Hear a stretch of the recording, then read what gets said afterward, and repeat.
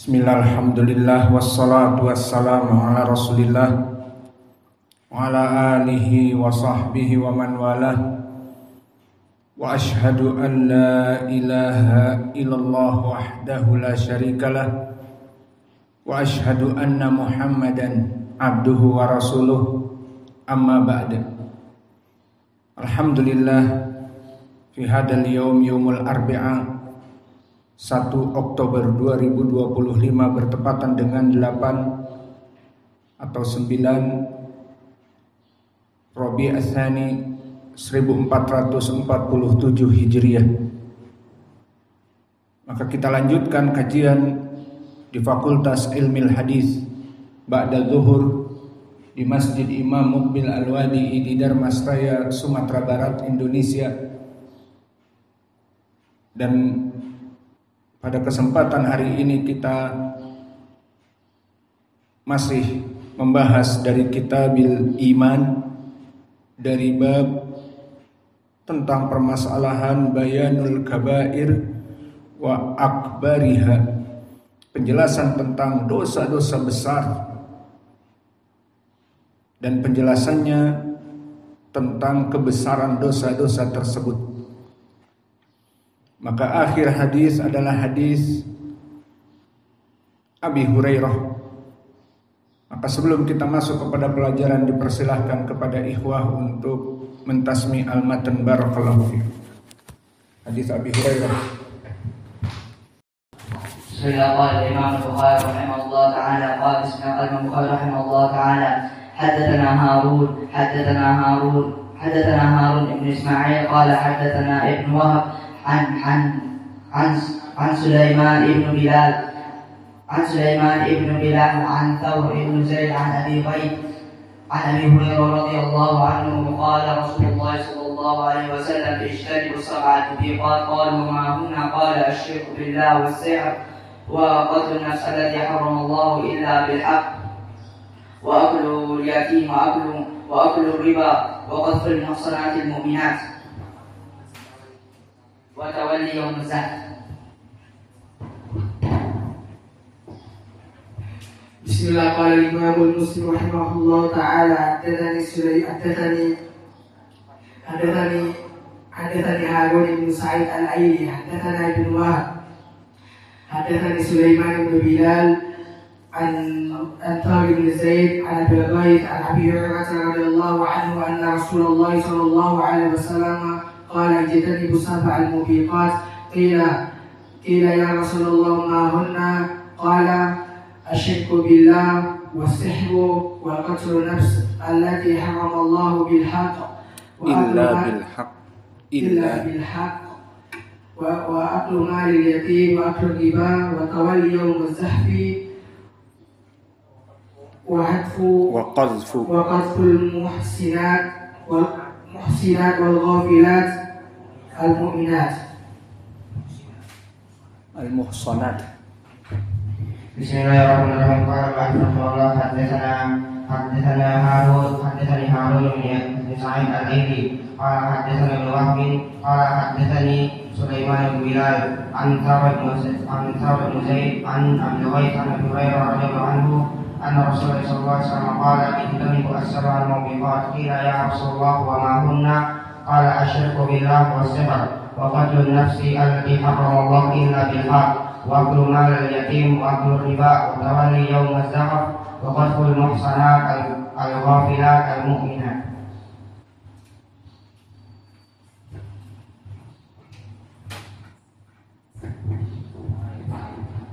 Bismillahirrahmanirrahim. Rahimahullah ta'ala haddatsana Harun bin Sa'id al-Aili haddatsana Ibn Wahab qala haddatsani Sulaiman bin Bilal an Zaid bin Thawr عن ثور بن زيد عن ثور بن زيد عن أبي هريرة رضي الله عنه عن أن رسول الله صلى الله عليه وسلم قال اجتنبوا 7 الموبقات. قيل يا رسول الله وما هن؟ قال الشرك بالله والسحر وقتل النفس التي حرم الله إلا بالحق وأكل مال اليتيم وأكل الربا والتولي يوم الزحف وقذف المحسنات الغافلات المؤمنات. بسم الله. قال المؤلف رحمه الله تعالى حدثنا هارون بن سعيد الأيلي قال حدثنا ابن وهب عن سليمان بن بلال عن ثور بن زيد عن أبي الغيث عن أبي هريرة رضي الله عنه عن النبي صلى الله عليه وسلم قال اجتنبوا السبع الموبقات. قيل يا رسول الله وما هن؟ قال الشرك بالله والسحر وقتل النفس التي حرم الله إلا بالحق وأكل مال اليتيم وأكل الربا وتولي يوم الزحف وقتل المحصنات الغافلات المؤمنات. بسم الله. قال المؤلف رحمه الله حدثني هارون بن سعيد الأيلي حدثني ابن وهب قال حدثني سليمان بن بلال عن ثور بن زيد عن أبي الغيث عن أبي هريرة رضي الله عنه أن رسول الله صلى الله عليه وسلم قال اجتنبوا السبع الموبقات. قيل يا رسول الله وما هن؟ قال الشرك بالله والسحر وقتل النفس التي حرم الله إلا بالحق وأكل مال اليتيم وأكل الربا وتولي يوم الزحف وقتل المحصنات الغافلات والمؤمنات.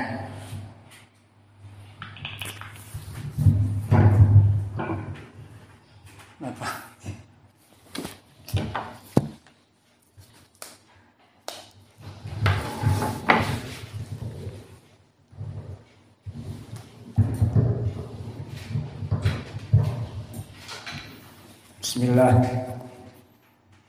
Qala al-Imam Muslim rahimahullahu ta'ala haddatsana Qutaibah ibnu Sa'id wa huwa Abu Raja al-Baglani, imam muhaddis min masyayikh Imam al-Bukhari. Haddatsana al-Laits wa huwa Ibnu Sa'ad al-Fahmi al-Misri min al-a'immah fi kibar itba'ut tabi'in. An Ibn al-Had an Sa'ad ibn Ibrahim an Humaid ibn Abdurrahman an Abdullah ibn Amr ibn al-As anna Rasulullah sallallahu alaihi wasallam qala minal kabairi syatmur rajuli walidayhi. Qalu ya Rasulullah hal yastimu rajulu walidayhi? Qala na'am yasubbu aba rajuli fayasubbu abahu wa yasubbu ummahu fayasubbu ummahu. Maka di dalam hadis ini barakallahu fikum masih berhubungan dengan jenis dosa-dosa yang besar. Narrated by Abdullah ibn Amr ibn al-As. Nabi Muhammad sallallahu alaihi wasallam said, abusing one parents is one of the major sins. Abusing, mencela seseorang kepada kedua orang tuanya, minal kabair, from the big sins, from the major sins. Maka seseorang mencela orang tuanya, bapaknya atau ibunya, maka ini dari dosa-dosa yang besar. Sekarang pertanyaan yang besar, the big question here. Ada orang menghina, mencela, melaknat orang tuanya. Ini pertanyaan yang besar. Karena Nabi mengatakan minal kabair syatmur rajuli walidayhi. Ini minal kabair walad yasub abah, walad yasub ummah. Maka dari dosa yang besar seorang anak mencela, menghina, melaknat orang tuanya. Namun pertanyaan yang besar, apakah ada seperti ini? Ini pertanyaan retoris tentunya. Maka ditanyakan oleh para sahabat kepada Nabi, qalu ya Rasulullah hal yastimu rajul walidayhi. Maka dikatakan, ya Rasulullah, siapa ada anak yang merendahkan orang tuanya, menghina orang tuanya? Ada. Maka di sini Nabi kita sangat cerdas, dan Nabi kita menjawab, na'am, tentu ada. Bagaimana gambarannya? Lihat, yasubbu abarrajuli fayasubbu abahu wa yasubbu ummahu fayasubbu ummahu. So this is the answer from the Nabi. So someone said to Nabi, does a man abuse his parents too? Maka apakah ada laki-laki yang atau seorang anak yang mencela orang tuanya sampai dia masuk kepada dosa besar? Maka Nabi menjawab, yes, tentu. Namun gambarannya bagaimana? One abuses his father, one abuses his mother, and he in turn abuses the former's mother. Maka gambarannya bukan langsung anak itu mencela bapak dan ibunya, tetapi di antara kalian berseteru. Maka si fulan menghina bapaknya si fulan. Bapakmu nih bla bla bla. Maka marah temannya ini ataupun tetangganya ini, bapaknya disinggung. Kamu kalau marah denganku, sebut keburukanku, jangan menyebut bapakku. Maka kamu menghina bapakku, aku bongkar. Kamu gak tahu ibumu. Ibumu itu tiap malam bla bla bla dengan berbagai lelaki. Maka merah padam muka orang tua ini, afwan, anak ini. Maka ini gambarannya. Bukanlah seseorang langsung mencela bapakku demikian, ibuku demikian, bukan. Ini bisa terjadi dikarenakan bapaknya misalnya mendoliminya, maka bisa jadi anaknya akan mencelaknya. Namun di sini aglabiyah, kebanyakan. Disebutkan di dalam hadis, dosa besar seseorang menghina, mencela orang tuanya. Gambarannya kata Nabi di saat ditanya oleh para sahabat, apakah ada seperti itu? Ada. Bagaimana gambarannya? Di sini adalah yasubu abarrajul fayasubu abahu wa yasubu ummahu fayasubu ummahu. Maka seseorang berseteru dengan yang lainnya, mulai masuk kepada urusan orang tua. Kamu nih begini akhlaknya, buruk, karena memang bapakmu dulu juga preman dan dibalikkan oleh dia, dan kamu akhlakmu sangat buruk karena ibumu adalah bla bla bla, pelacur dan seterusnya. Maka akhirnya saling menghina orang tua. Maka di sini awas, termasuk dosa besar. Jadi yang dipikir dosa besar di sini bukan seseorang mencela orang tuanya, bukan. Tapi di saat dia mencela orang tua temannya marah mencela orang tuanya, ini dia. Di saat temannya mencela orang tuanya, dikarenakan orang ini mencela orang tuanya, disinilah dia mendapat dosa besar. Jadi awas, jangan dipikir hanya sekedar anak mencela orang tua, bukan. Itu jarang sekali. Jarang sekali ada anak mencela orang tuanya, kecuali orang tuanya memang tidak mempunyai adab, tidak memberikan hak-hak kepada anak-anaknya. Ini banyak terjadi. Namun jika orang tua berbuat baik kepada anaknya, mementingkan anaknya dari segi kesehatan, dari segi pendidikan, dan diarahkan anaknya kepada jalan yang hak, tidak seperti anak-anak yang nakal, dijadikan anak yang soleh, menghafal Al-Quran dan Sunnah, nanti dia akan bersyukur kepada orang tuanya. Nanti orang tuanya sudah meninggal, dia akan bersyukur, alhamdulillah masa mudaku disibukkan dengan sholat berjamaah, menuntut ilmu, dan seterusnya. Dia akan bersyukur. Berapa dari para pemuda sezaman dia di jalanan, besarnya menjadi perampok, besarnya menjadi penyamun, atau untuk putri-putri kita akan bersyukur, alhamdulillah menghafal Al-Quran, menghafal hadis dan mengajar.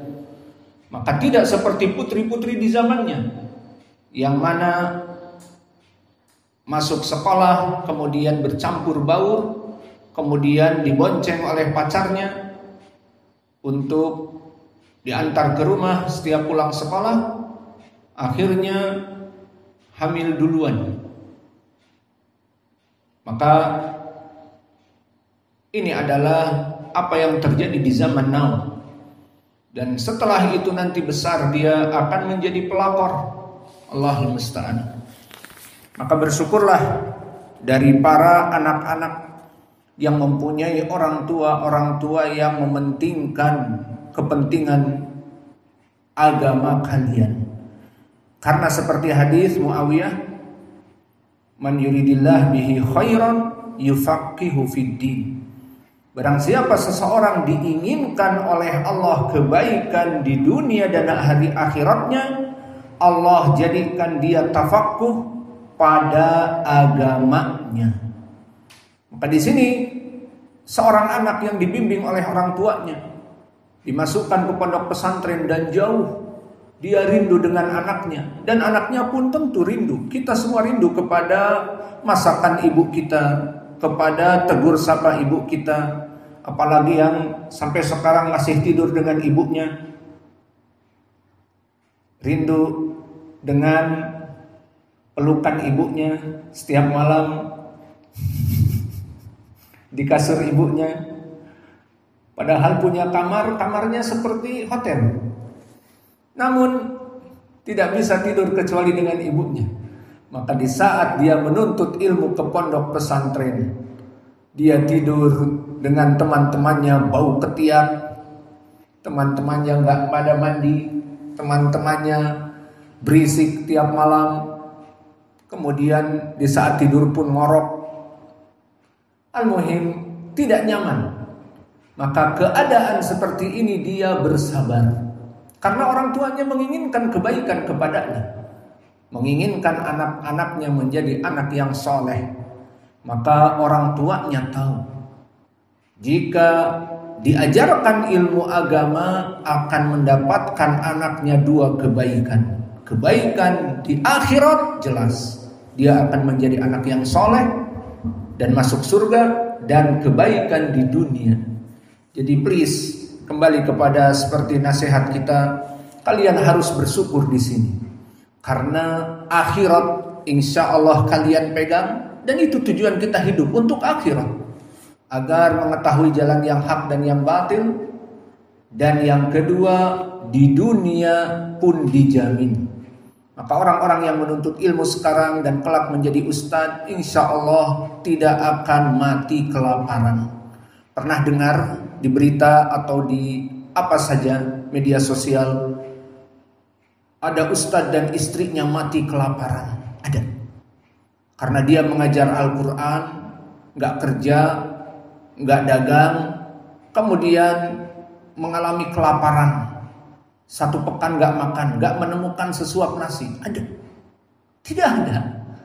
Karena apa? Karena dia orang yang bertakwa kepada Allah. Dan orang yang bertakwa, Allah berfirman, "Wa man yattaqillah yaj'al lahu makhrajan wa yarzuqhu min haitsu la yahtasib." Barang siapa yang bertakwa kepada Allah, Allah berikan solve of the problems for all his life. Maka semua kehidupannya itu dijauhkan dari permasalahan, diberikan jawaban permasalahan.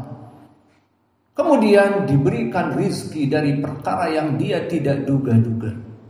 Maka oleh sebab itu, jika orang tua kalian menginginkan kalian di pondok pesantren, belajarlah anakku. Aku siap membanting tulang untukmu, bekerja dan memberikan ongkos makan, minum, bla bla bla misalnya. Sudah belajar, maka belajarlah. Karena itu semua orang tuamu cinta kepadamu. Kenapa? Agar Allah memberikan kepada dia kebaikan akhirat dan dunia mengikutinya. Seperti hadis Muawiyah, man yuridillah bihi khairan yufaqihu fiddin. Barang siapa yang Allah menginginkan kebaikan, khairan di sini i'rabnya nakirah fi siyaqi syarat, man syartiyah, yuridillah bihi khairan, maka khairan di sini nakirah bersifat umum. Khairan fid dunya wa khairan fil akhirah. Maka orang-orang yang menuntut ilmu sekarang dan menjadi ustadz, mengajar, meskipun dia mengajar terus dan tidak bekerja, maka dia akan tetap hidup. We still alive. Seperti kita tetap hidup. Berapa tahun kita tidak kerja? Antum tahu? Tambah rumah, tambah rumah, tambah rumah, tambah istri, dan seterusnya. Maka tidak ada di antara kita ini real kenyataan bahwa ada yang mati karena menuntut ilmu dan sibuk mengajar. Itu tidak ada. Camkan ini. Dan bahkan kebalikannya. Kalau di berita-berita antum lihat kehidupan yang sangat sulit, ekonomi yang sangat mepet, sampai-sampai tidak makan 3 kali sehari. Sehari hanya makan 1 kali saja. Itu lihat kehidupannya bagaimana. Kehidupannya dia tidak salat. Kehidupannya dia lalai kepada agama. Kehidupannya dia jauh dari ilmu, apalagi berdakwah. Maka beda kelas antara kita dengan mereka. Itu kenyataan. Maka mereka sahih, susah cari makan. Mereka sahih, membanting tulang. Namun seperti kita, orang yang belajar dan mengajar, apalagi ikhlas untuk Allah, dia mengajar hanya untuk Allah, maka di sini dijamin. Maka itu yang saya inginkan kepada kalian. Sekarang kalian belajar dan belajar. Jangan bosan. Jangan ingin pulang. Jangan, oh mama, aku rindu pelukanmu.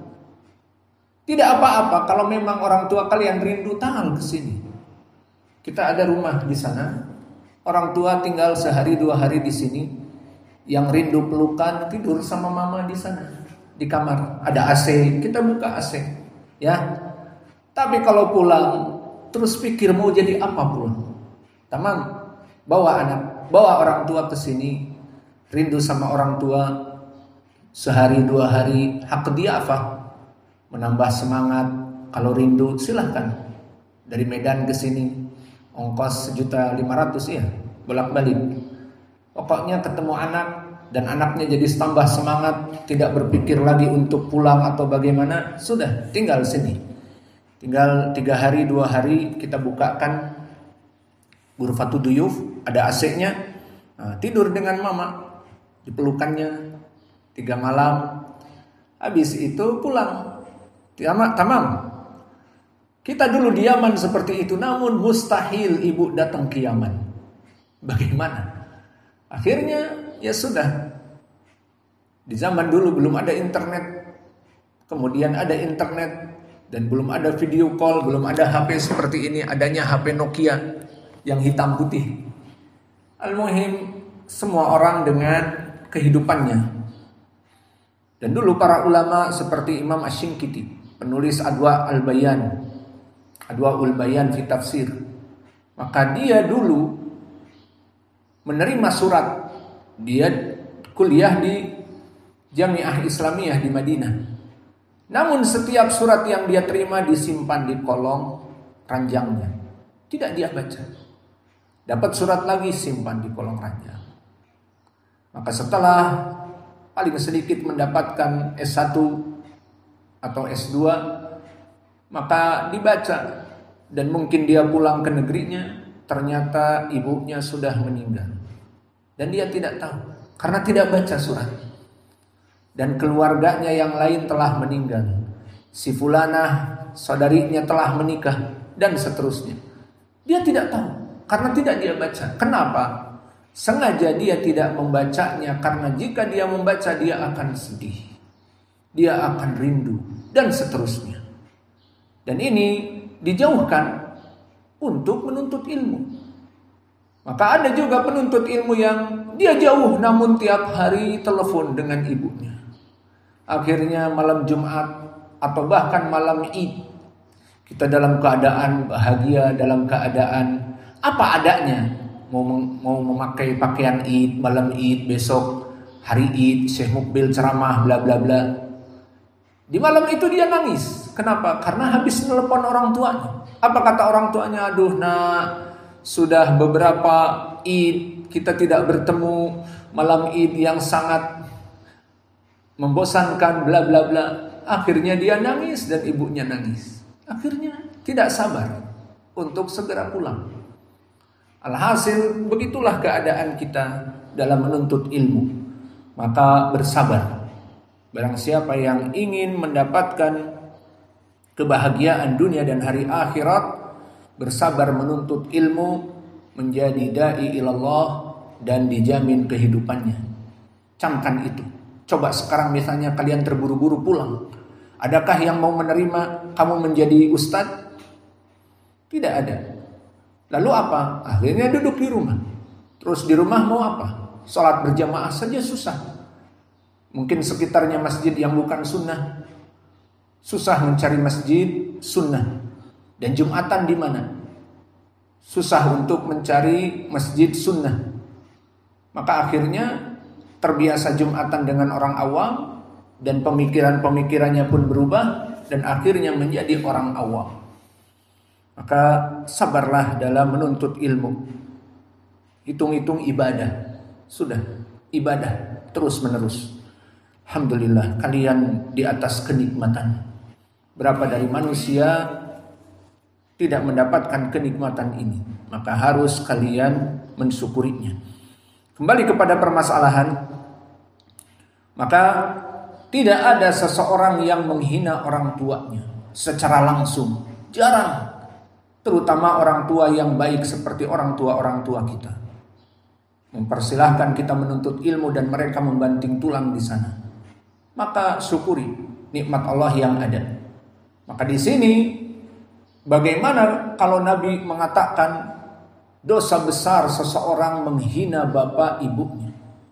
Dijawab oleh Nabi bahwa seseorang itu menghina dari bapak atau ibu temannya.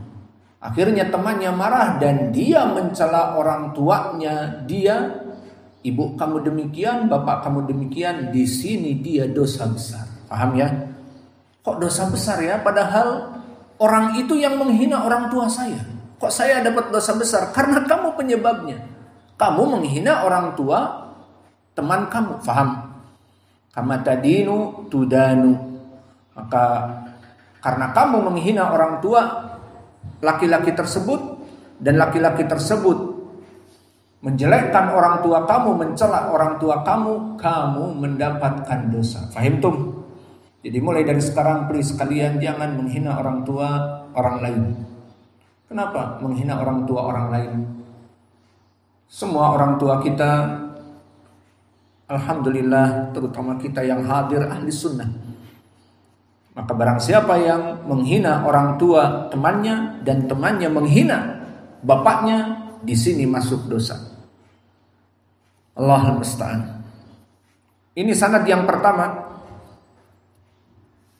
Dan sanad yang kedua, haddatsana Abu Bakar ibnu Abi Syaibah wa Muhammad ibnul Musanna wa ibnu Bashar jami'an an Muhammad ibn Ja'far an Syu'bah.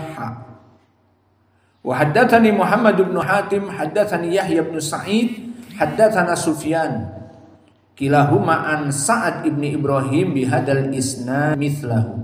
Maka indak ya Muhammad, madarul hadis alaman Sa'ad ibn Ibrahim an ma yakfi hada Sa'ad ibn Ibrahim lazim Hasan.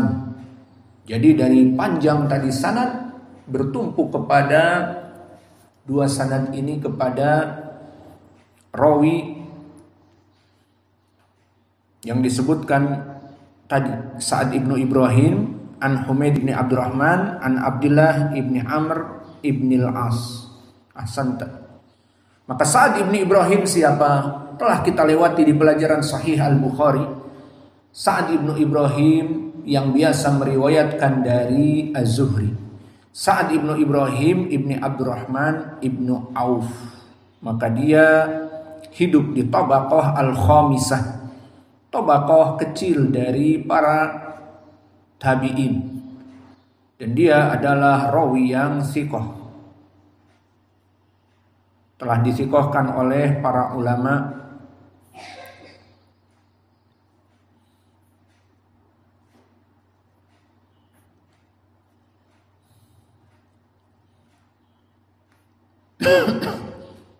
Maka Abu Hatim mengatakan